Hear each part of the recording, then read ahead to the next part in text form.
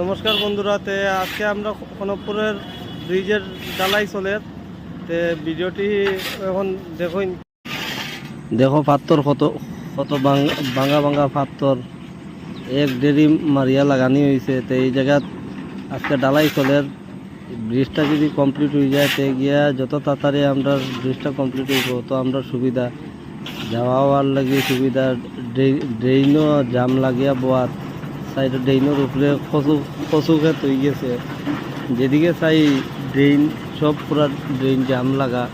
আজকে ব্রিজটা যদি কমপ্লিট হয়ে যায় তাইলে আগামী দিনও আমরা ড্রেইনটা ক্লিয়ার হয়ে যাব, আর জলের সমস্যা দেখা দিত না। তো আজকে সকালে বৃষ্টি দিছে, আমি তো কইটা আজকে ডালাইয়ের দিন এরকম যদি বৃষ্টি দেয় তো অবস্থা খুব খারাপ হয়ে যাব। যাই হোক বৃষ্টিটা দিছে না, ডালাইটা সুন্দর মতো হয়ে যাও।